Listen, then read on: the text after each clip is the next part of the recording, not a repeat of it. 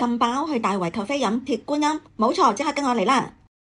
嗰日去嘅時間呢，我係揸車去嘅，咁喺善信街行前少少會有標位嘅，咁行大約5分鐘就到噶啦。佢個門口好有台式嘅風格啊！好，入去啦，搵個位坐低先。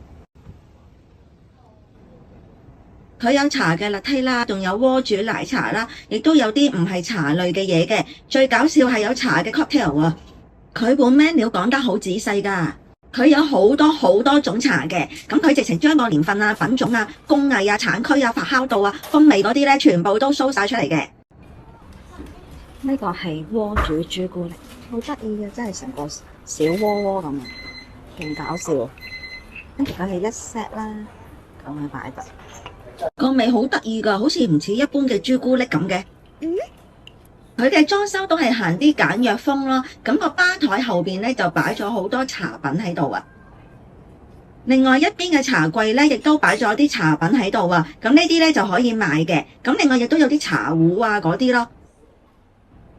咁佢除咗有茶飲之外咧，另外亦都有啲套餐嘅。我就嗌咗呢個慢煮米香普洱東坡肉配荷葉餅加沙律嘅。好味喎，好多麻肉味喎。個沙律都好味喎，個汁。好，之後就是普洱東坡肉啦。菠肉咧好鬼辣，超級辣。現場有個茶師咧喺度調啲茶噶，我覺得呢間唔淨止係打卡店啊，佢仲好有內涵噶。哇！佢有個黑板寫住每一個茶師咧推介啲咩茶嘅。